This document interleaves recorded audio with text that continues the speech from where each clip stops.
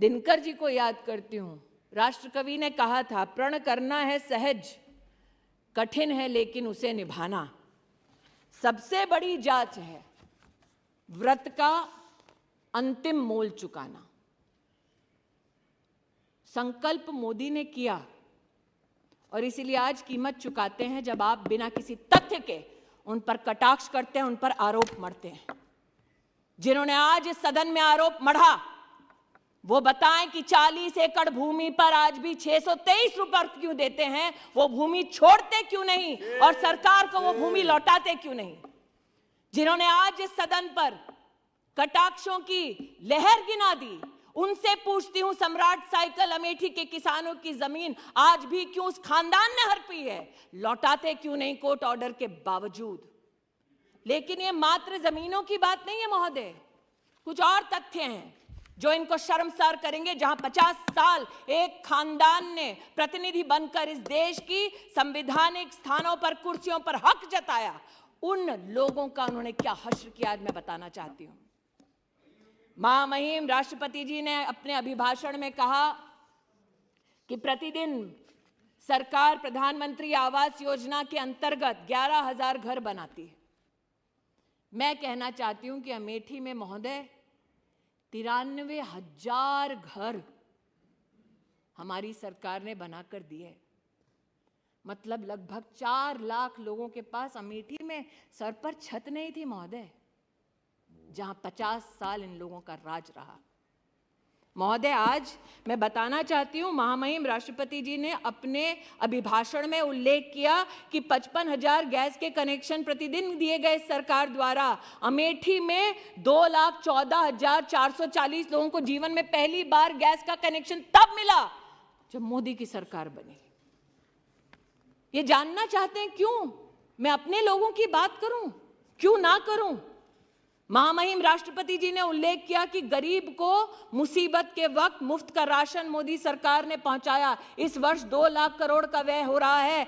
मेरी लोकसभा क्षेत्र में 18,72,000 लोग ऐसे हैं जिनको मुफ्त का राशन मिल रहा है।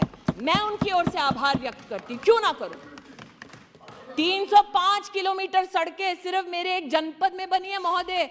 5 गांवों का नाम सुना देती हूं। 50 साल में इन 5 गांवों तक कभी सड़क नहीं पहुंची थी। जवाब देना पड़ेगा इन लोगों को जो बड़ी बड़ी डींगे हाँकते थे कि अपने ही संसदीय क्षेत्र में। मैंने महोदय सुना था हिंदी में, दिया तले अंधेरा, चोर की दाढ़ी में तिनका, उल्टा चोर कोतवाल को डांटे। आज इन सारी हिंदी की जितने भी हमारी प्रोवर्ब्स हैं उनका एक दर्शन मैंने यहां किया है।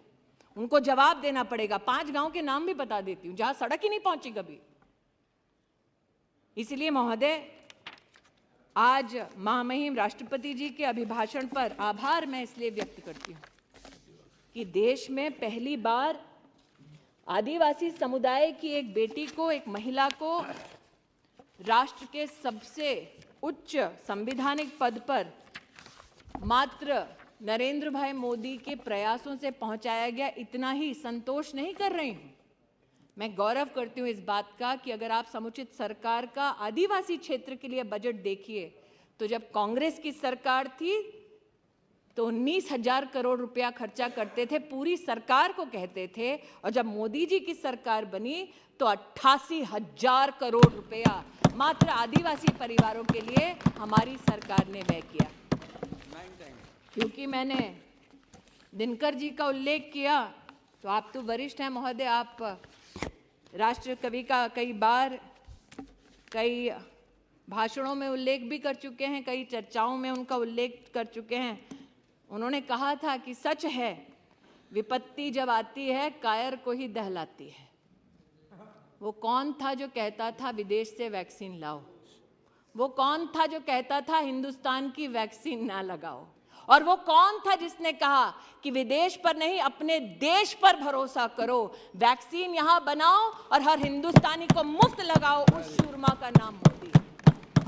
इसलिए आज इतना ही कहती हूं कि विघ्नों को गले लगाया, कांटों में राह बनाया, और इसीलिए कांटों में राह बनाने के लिए और भारत के नवनिर्माण के संकल्प के साथ संकल्पित अमेठी को भी आशीर्वाद देने के लिए मैं देश के प्रधान सेवक का आभार व्यक्त करती हूँ, अभिनंदन करती हूँ और महामहिम राष्ट्रपति जी को इस सदन के माध्यम से कहना चाहती हूँ पुनः कि वो सिर्फ महिलाओं का नहीं, सिर्फ आदिवासी परिवारों का नहीं, बल्कि राष्ट्र का गौरव है। और अमृत काल में हमारे राष्ट्र में इसी प्रकार की महिला और सामाजिक परिस्थितियों से उत्थान करने वाली महिला का उल्लेख बार बार हमारे इतिहास में स्वर्णिम अक्षरों में हो। अमृत काल में मेरी प्रभु से यही प्रार्थना है। महामहिम राष्ट्रपति जी को बड़े गौरव के साथ चरणों में शीश झुका के उनके अभिभाषण के लिए आभार व्यक्त करती हूँ।